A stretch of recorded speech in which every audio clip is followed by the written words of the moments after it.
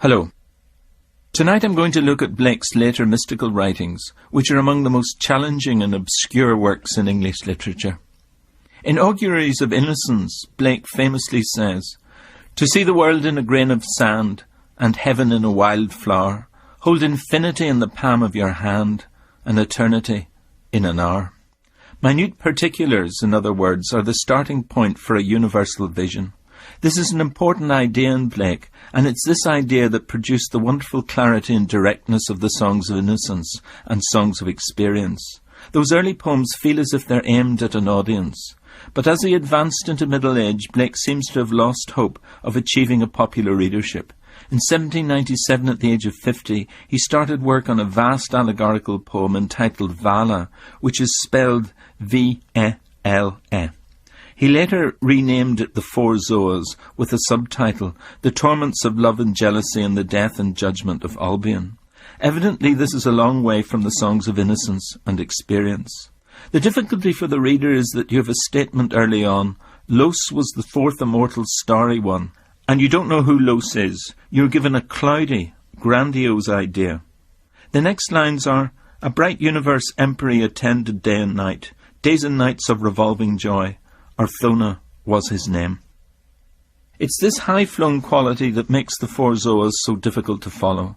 You feel as though Blake was really writing for himself, and if the unfamiliar names are confusing, he doesn't offer much help. What are the natures of those living creatures the Heavenly Father only knoweth? No individual knoweth nor can know in all eternity. That's from Vala, Night the First. So what does it all mean? The Four Zoas are four allegorical beasts competing with the spirit of Albion, who is the ancient ancestor of England. And to make sense of the Four Zoas, as with other late work by Blake, you need a glossary beside you as you're reading, so that you can check and see that Los is a metal worker and a prophet who stands for the imagination. Orc is the spirit of love, emotion and pleasure. Urizen is the rational principle which has become a tyrant. The fourth Zoa, Tharmas, is a vague being that stands for the unifying principle of instinct or personality. If only it were that simple. Unfortunately, each of these allegorical figures has a different name depending on whether they are in their ideal state or in their fallen state. Los is sometimes Orthona and Orc is sometimes Lava, and so on. What Blake is doing is poetically examining the contrast between what man ought to be and what he is. Man should consist of wisdom, love, imagination and strength, but in his decayed condition he is torn apart by hypocrisy, lust, rage and confusion. But there's another layer of meaning that relates to the condition of England at the time. I'll come back to that later. As you can imagine, The Four Zoas has never been a popular poem, and it's clearly the product of a completely isolated sensibility. By the time he began working on it, Blake had resigned himself to living out his days in complete obscurity. This is ironic and rather tragic, of course, because during his last 4 decades of his life, from say the 1790s until the end of the 1820s, English poetry reached an unparalleled pitch of creativity and imaginative richness. It also became a rare thing for poetry, culturally significant. Poets like Byron and Wordsworth became wealthy and famous, and their works were read by every cultivated person in the English-speaking world. English poetry hadn't seen anything like it since Shakespeare's time, and there's been nothing like it since. And right at the centre of this amazing creative explosion in the middle of London is this unknown voice, Blake, who some would say is a more powerful and more profound poet than Wordsworth, Keats, Shelley and Byron. But at the time he was barely recognised. Wordsworth transcribed 4 of the Songs of Innocence into his notebooks, but there's no evidence that he owned a copy of the book. And Coleridge was aware of him, but wasn't particularly impressed even by the masterpiece, The Tiger, or by London. So Blake the poet was, in modern parlance, a terrible underachiever. This was partly because of his indifference to material success, and partly because he was regarded principally as an artist. We have to remember that the poems weren't printed in book form as they are now. They were engraved in longhand, as it were, surrounded by Blake's vivid and idiosyncratic designs, so that made them harder to appreciate. Unable to achieve success through his writing, Blake relied on a small group of admirers and patrons who did what they could to help him. One of these was the Swiss-German painter Henry Fuseli. Blake and Fuseli first met as a result of a business deal.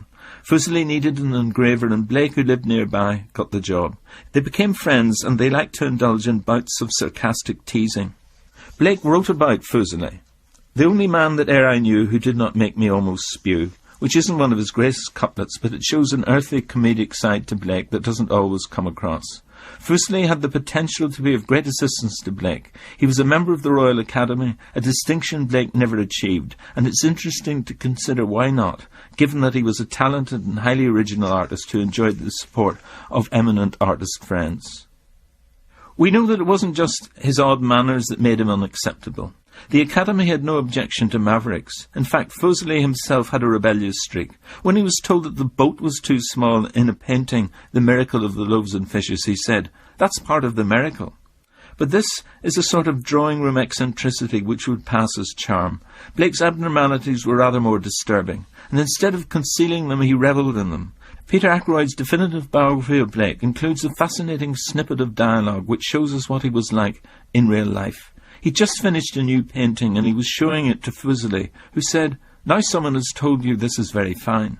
And Blake says, "Yes, the Virgin Mary appeared to me and told me it was very fine." What can you say to that? And Fuseli jokes, "Her ladyship has not an immaculate taste."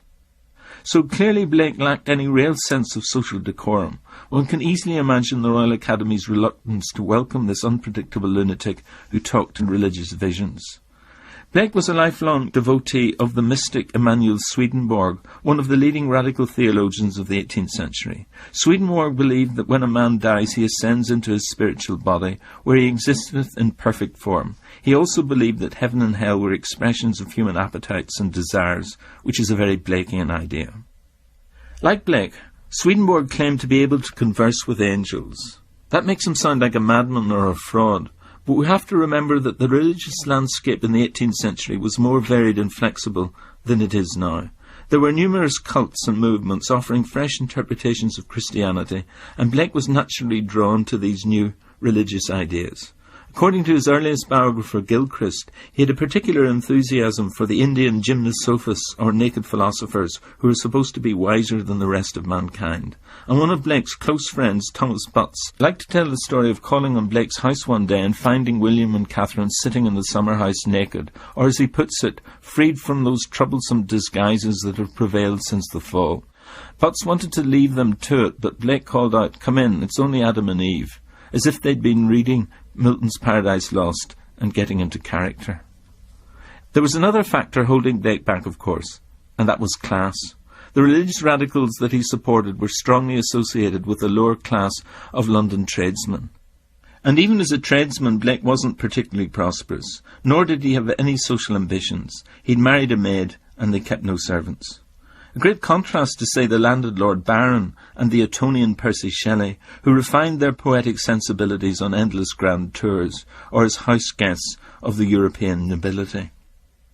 Very occasionally Blake pops up in letters and diaries kept by members of London society. He did attend a dinner party given by one of Byron's ex-lovers, Lady Caroline Lamb, and was described there as a man who looked careworn and subdued, but his countenance radiated as he spoke of his favourite pursuits.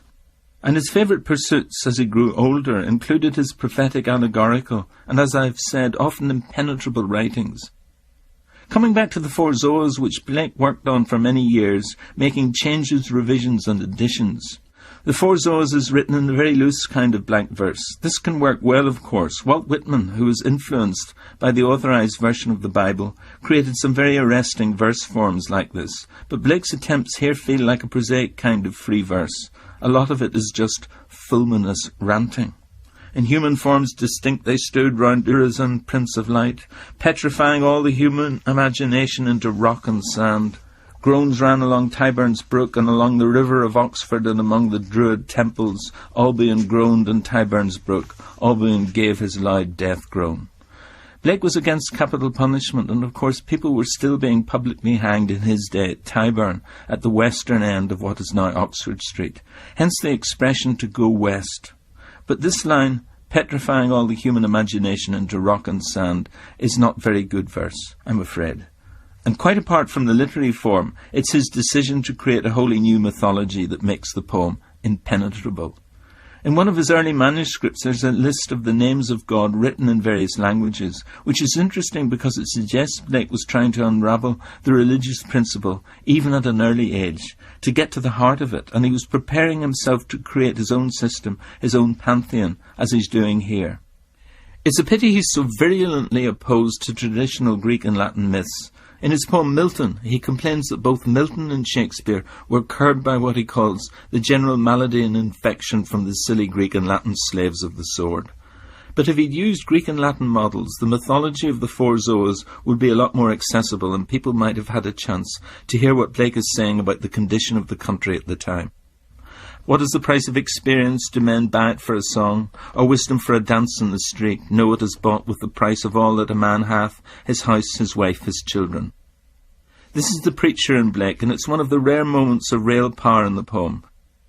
Perhaps the most serious attempt to interpret and understand the four Zoas was made by W.B. Yeats. He transcribed the manuscript and co-authored a major 3-volume study of Blake's mystical writings.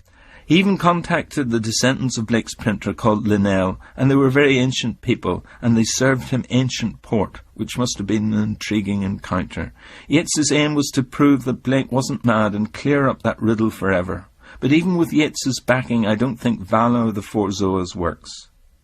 Blake's long prophetic work, Milton, a poem in 2 books, features one of the best-known odes in the English language. And did those feet in ancient time walk upon England's mountains green? And was the holy Lamb of God on England's pleasant pastures seen? And did the countenance divine shine forth upon our clouded hills? And was Jerusalem builded here among those dark satanic mills? Bring me my bow of burning gold, bring me my arrows of desire, bring me my spear, O clouds unfold, bring me my chariot of fire. I will not cease from mental fight, nor shall my sword sleep in my hand, till we have built Jerusalem in England's green and pleasant land. It's extraordinary, really, and paradoxical that Blake, who was deeply opposed to the established church and to the hierarchies that supported it, wrote this poem, which is the ultimate expression of all kinds of English institutions, not just the church, but public schools, the British establishment, the system of political power, and the monarchy. It's almost the national anthem. I suspect Blake would have wept to know what his poem had become. But there's an odd Blakean quality to the degree of fame the poem enjoys.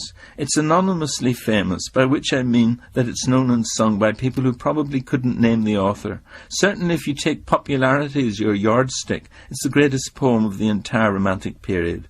But it wouldn't have been one of the hymns Blake sang on his deathbed. When he knew his time was coming, he approached death exactly as he had approached his life, optimistically, spiritually, and on his own terms.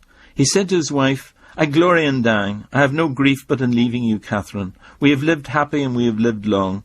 We have been ever together, but we shall be divided soon. Why should I fear death? Nor do I fear it. I have endeavoured to live as Christ commands, and have sought to worship truly my own house, when I was not seen of men.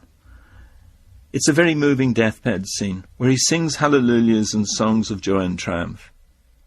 Blake died aged 69 on August the 12th, 1827, at 6 p.m.